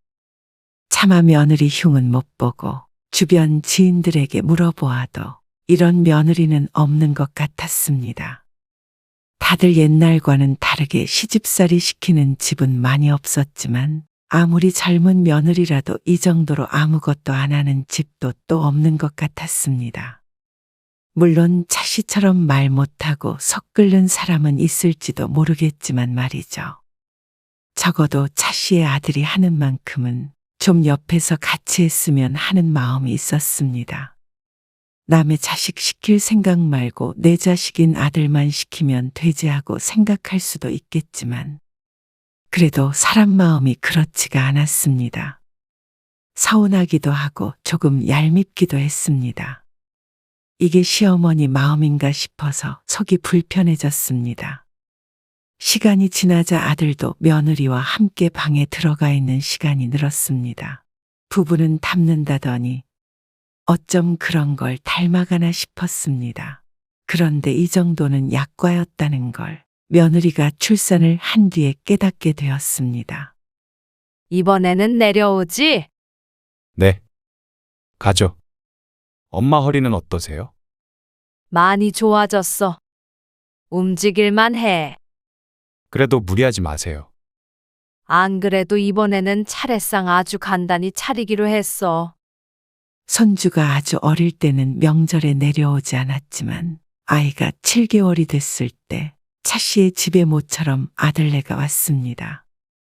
그리고 며느리는 침대와 일체가 되어버린 듯 했습니다. 여보, 이것 좀 들어줘. 잠깐만. 애기 기저귀 갈아야 될 것 같은데. 명훈이 아직 안 왔어? 그러게. 왜 안 와? 마트에 뭐 좀 사오라고 아들을 보냈는데 30분이 지나도 돌아오지 않았습니다. 애는 남편이 받고 차씨가 저녁밥을 차리고 있었는데 허리 때문에 무거운 솥을 들 수 없었습니다. 애기는 엄마한테 보고 있으라고 해. 차씨의 말에 남편이 작은 방 문을 두드리며 말했습니다. 자니? 잠깐 준서 좀 보고 있어. 그러자 며느리가 세상 걱정 없이 천천히 문을 열고 나왔습니다. 그리고는 정말 잠깐만 아이를 보더니 남편이 솥단지를 옮겨주자마자 방으로 들어가 버렸습니다. 당연하다는 듯이 아이는 시아버지 품에 넘겨주고 말이죠. 허리도 아픈데 도와주지는 않고 차씨를 도와줘야 할 남편마저 아이를 돌보게 하니 이제는 아들 며느리가 와도 지치고 힘이 들었습니다. 며느리가 아니라 마치 돌아가신 시어머니가 찾아오신 듯 했습니다. 그만큼 차씨는 시간이 지날수록 며느리가 불편해졌습니다. 아들에게 넌지시 얘기도 해보았지만 아들은 며느리를 고쳐볼 생각이 없는 듯 보였죠. 도리어 며느리의 편을 들며 기분 상한 티를 내길래 그 뒤로는 며느리에 관해 이야기하지 않았습니다. 하지만 그런 차씨의 마음과는 반대로 며느리는 점점 시집이 편해지는 듯 보였습니다. 원래는 명절 오전에 차례를 지내고 사돈네로 가던 며느리는 차씨의 딸들이 올 때까지도 가질 않았습니다. 너희 어서 가봐야지. 아침 밥상을 치우며 차씨가 며느리에게 물었습니다. 배가 부른지 소파에 등을 기대고 휴대폰을 보고 있던 며느리가 대답했습니다. 좀 천천히 가려고요. 언제? 차 막히기 전에 가야 한다며. 그래서 늘상 차례상이나 아침밥상도 같이 치우지 않고 먼저 자리를 떴던 아들내외였습니다. 점심 먹고 갈 거예요. 왜? 기다리실 텐데. 그러자 며느리가 태연하게 대꾸했습니다. 아, 엄마가 무릎이 안 좋다고 힘드니까 점심 먹고 천천히 오라고 해서요. 아, 그러니. 네. 저희 가면 사위 대접한다고 종일 고생하시거든요. 그러면서 안사돈이 힘들까봐 늦게 가겠다는 말에 차씨도 속에서 화가 치밀어 오르는 듯 했습니다. 그동안 말은 안 했지만 차씨도 며느리에게 참 서운한 게 많았고 힘들어도 섭섭하다는 말 들을까봐 잔소리도 한 적이 없었습니다.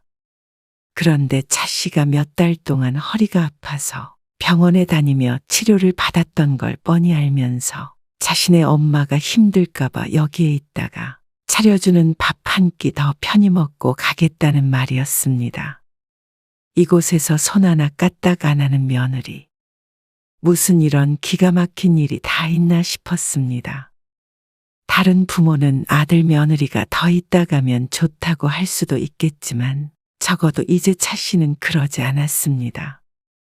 오래 머무는 만큼 그 고생은 차씨의 몫이었으니 말이죠. 하지만 그렇게 말해보았자 차씨만 악역이 될 뿐이었습니다. 그래도 차 막히니까 어서 가야 하는 거 아니야? 아니에요. 별로 차이 안 나요. 아들도 눈치가 참 없었습니다. 자기 엄마 허리 아픈 건 생각도 않고 말이죠. 아들 며느리는 정말로 오후 1시쯤 돼서 차씨의 딸들이 올 때까지 가지 않고 있었습니다. 그리고 그걸 거면 상 치우는 것 좀 도왔으면 참 좋았겠지만 그걸 거두는 건 남편뿐이었습니다. 아들도 아이를 보느라 제대로 돕지도 못했죠. 어? 명훈이 너흰 왜 안 가고 있어? 둘째 딸이 먼저 도착해서 아들에게 물었습니다. 아들이 며느리가 했던 말을 그대로 전하니 딸은 화를 냈습니다. 야, 그렇게 따지면 엄마도 힘들지. 너네는 밥도 안 하면서 뭘 점심까지 먹고 간대. 딸이 인상을 찌푸리며 말했습니다. 그러자 아들은 어쩔 수 없다고 어깨를 으쓱했습니다.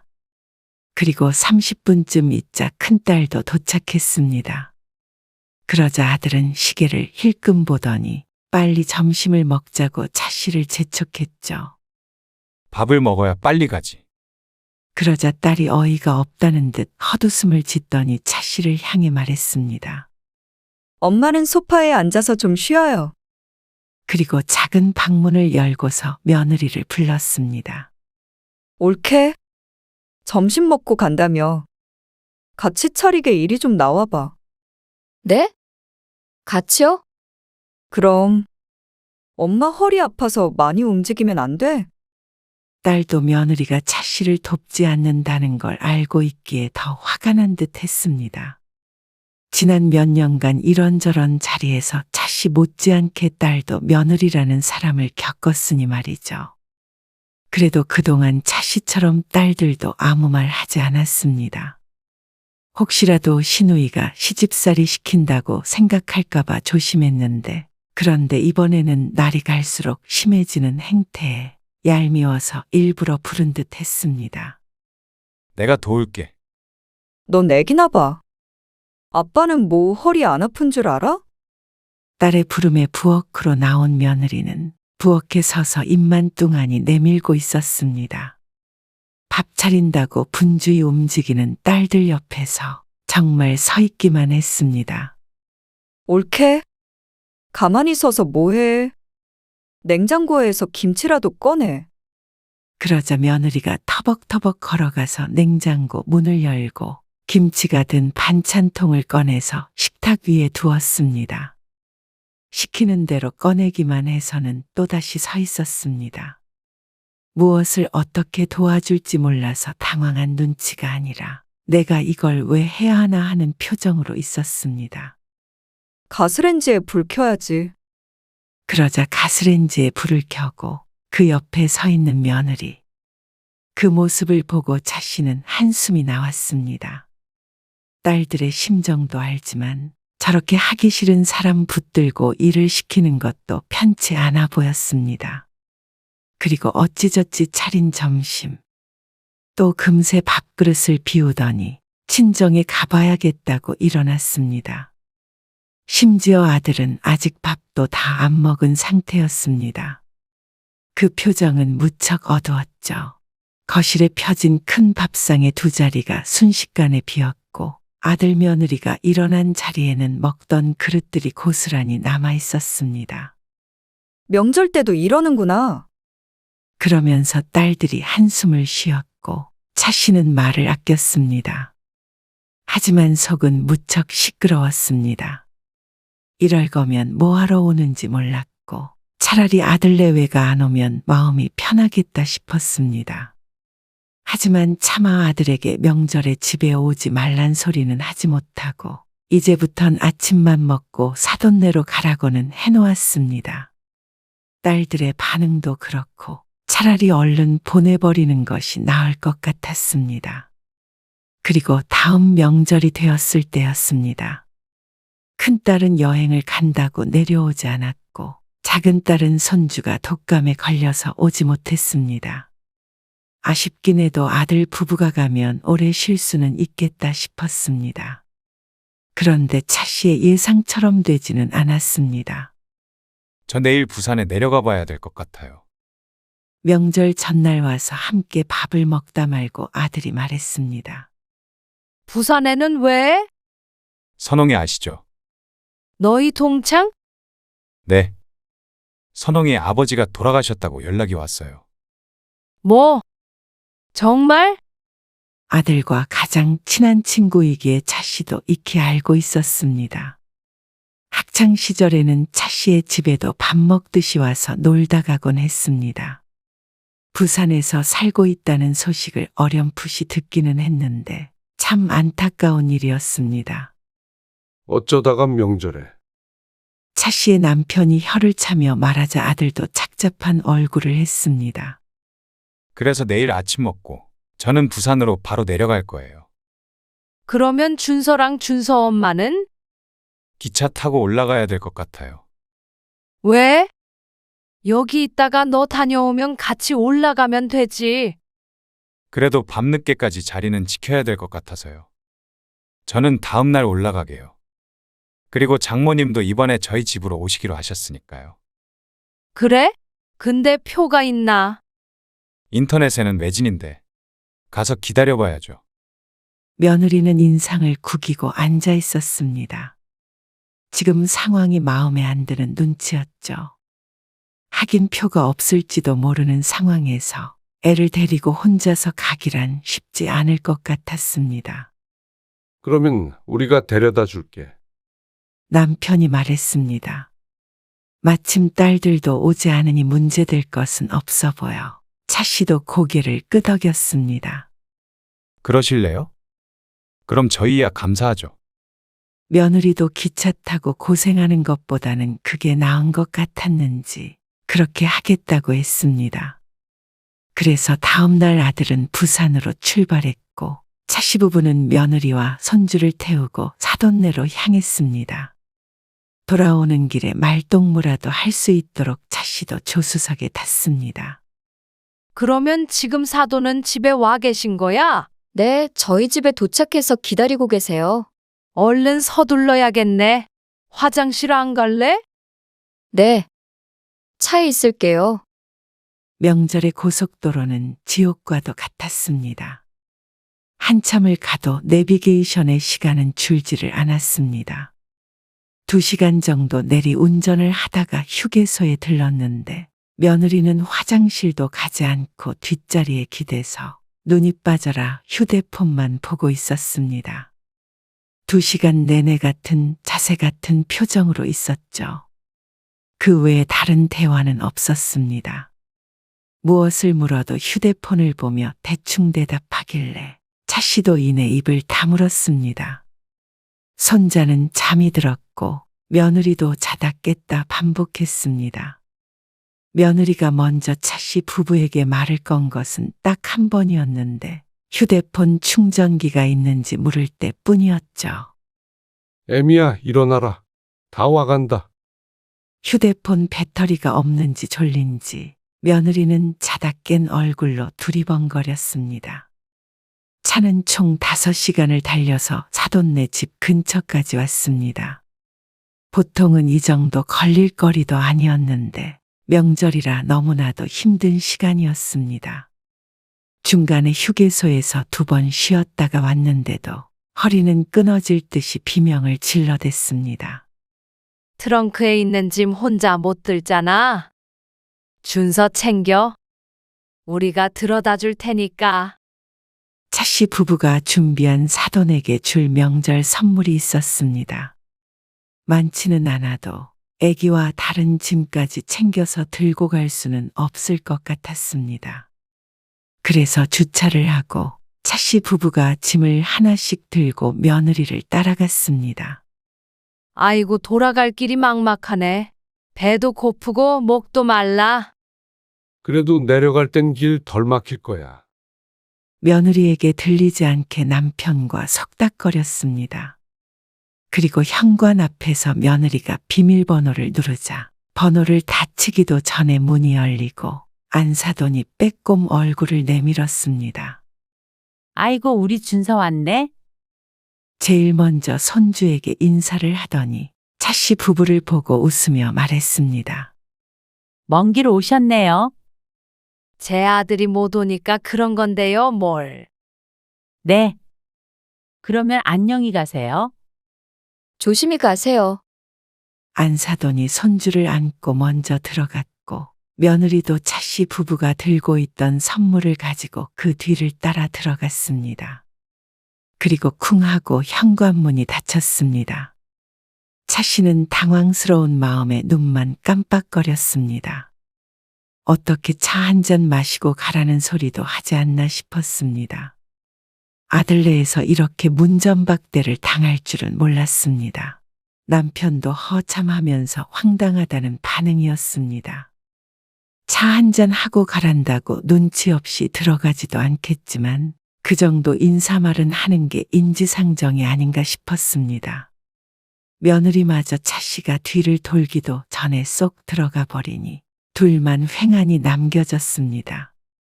잠시간 서 있던 차씨 부부는 한없이 있을 수만은 없어서 발걸음을 돌렸습니다. 밥이나 먹고 가자. 근처 식당에서 출출한 배를 달래고 돌아가는 길이 왜 이리도 씁쓸한지 몰랐습니다. 집에 돌아오니 어느새 해가 지고 있었습니다. 하루를 통째로 도로에서 보냈는데 며느리에게서는 잘 도착했느냐는 전화도 한 통 없었습니다. 전씨 부부도 하지 않았습니다. 며느리가 참 특이하다는 생각은 했었지만 이 정도로 경우가 없는 줄은 몰랐습니다.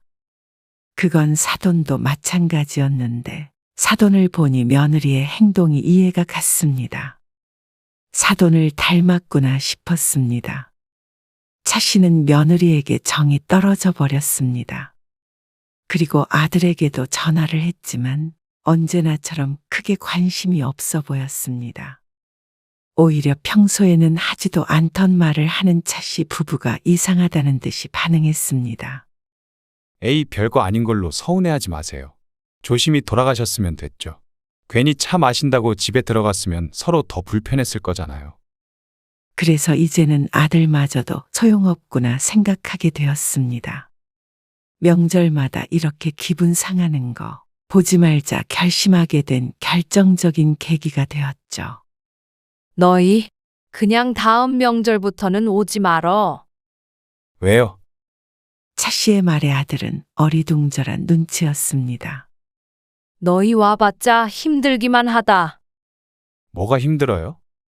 준서는 네 아빠한테 맡기고 준서 엄마는 내내 누워있기만 하고 숟가락 하나 설거지하는 법도 없잖냐.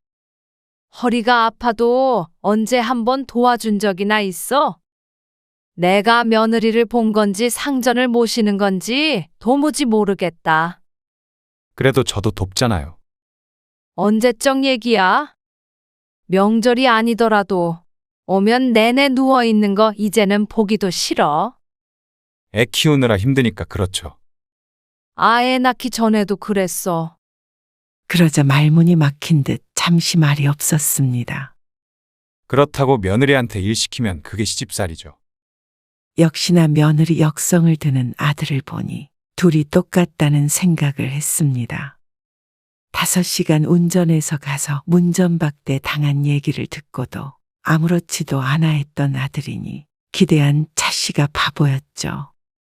그렇게 힘들면 우리 집 와서 누워 있지 말고 너희 집에서 누워 있으라고 그래. 그러고는 전화를 끊었는데 아들은 또 전화를 해서 내려오겠다고 했습니다. 며느리였다면 오지 말라고 했을 때 좋아했을 텐데 말이죠.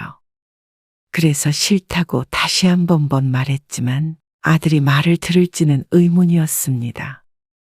다음 명절에 차씨는 아들네 맞을 준비를 전혀 하지 않았습니다. 전날 저녁에 먹을 갈비찜이나 잡채 등은 아예 할 생각을 안 하고 있었습니다.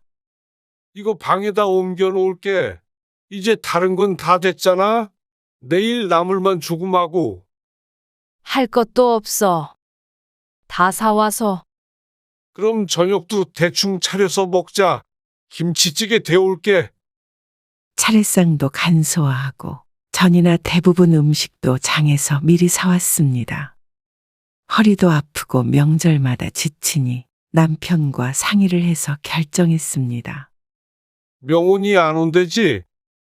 몰라. 오지 말라고 단단히 말했어. 절대 오지 말라 그래. 당신도 와도 문도 열어주지 말어. 그 얘기도 했어. 와도 문 안 열어준다고 했어. 남편도 그날의 앙금이 남아있는 듯 했습니다. 그런 예의를 중요하게 생각하는 남편은 그날의 일이 무척 충격적이었던 모양이었습니다. 아들의 반응에도 크게 화를 냈었죠. 그런데 차씨 부부가 김치찌개에 밥을 먹고 있는데 초인종이 울렸습니다. 인터폰을 보니 아들 며느리 얼굴이 보였습니다. 명훈이 왔네. 그러자 남편이 문을 열어주지 말라며 식사를 계속했습니다. 그러자 문고리가 덜컹덜컹 움직였습니다. 그러고도 문이 열리지 않으니 쾅쾅 두드리는 소리가 났습니다. 옆집에서 쫓아오겠다. 차씨가 숟가락을 내려놓고 몸을 일으켰습니다. 그리고 현관으로 가서 문을 열고 몸을 반쯤 내밀자 아들네가 보였습니다. 문을 왜 이제 열어주세요? 오지 말라고 했잖아. 온다고 했잖아요. 차 엄청 막혔어요. 그러게 왜 왔어? 에이, 아직도 화나셨어요? 왜 별것도 아닌 거 가지고 지금까지 그러세요? 일단 좀 들어갈게요. 무거워요. 아들이 양손으로 명절 선물을 들어보였습니다. 그러면서 웃음으로 무마하려 했습니다. 그걸 보고는 차씨가 기막힌 듯 웃음을 지으며 말했습니다. 그래. 여기까지 먼 길 오느라 고생했어. 운전 조심해서 가. 그러고는 아들 손에 들고 있던 선물만 쏙 전해받고는 혼자서 집으로 들어왔습니다. 현관문은 스스로 닫혔습니다. 그러자 잠시 정적이 흘렀고 잠시 뒤에 쾅쾅 문을 치는 소리가 들렸습니다. 아, 진짜 왜 이러세요? 준서 엄마도 그러려고 그런 게 아닌데 사람 면전에서 이렇게 면박을 주세요. 한두 시간 걸려서 온 것도 아닌데. 그러니까 고생했다잖아. 운전 조심히 올라가. 진짜 이러실 거예요? 그러더니 비밀번호를 치는 소리가 들렸는데 이미 바꾼 지 오래였습니다. 아들은 한참을 씩씩대더니 다시 사과를 했습니다. 하지만 그런데도 문이 열릴 기미가 없자 한참 뒤에 돌아갔습니다. 그러고는 전화가 왔습니다. 어떻게 명절에 자식을 문전박대를 하세요? 지금 올라가면 밤이에요. 올라가는 길은 별로 안 막힐 거야. 저희 밥도 안 먹었어요. 출출하면 근처 식당에서 먹어라. 어떻게 자식한테 이러세요? 부모한테 그러는 자식도 있는데 자식한테는 왜 못해? 그리고 별것도 아니라면서 너는 왜 그렇게 열을 내니? 그제서야 자신들이 했던 행동이 떠올랐는지 아들이 입을 닫았습니다. 그러니까 오지 말래도 아무튼간 말을 듣는 법이 없네. 이래도 무시 저래도 무시. 앞으로는 오지 말어라. 명절마다 속 뒤집어진다. 그러면 저희 진짜 안 가요. 그래, 오지 마. 아들은 씩씩대며 전화를 끊었습니다. 손자를 생각하면 너무 심했나 싶기도 했습니다. 하지만 제 부모 생각이라곤 눈꼽만큼도 안 하는 자식을 차시부부도 신경 쓰고 싶지 않았습니다. 속썩이는 자식은 알아서 살라고 두고 내일 오는 딸들과 알콩달콩 지내면 그만이었습니다.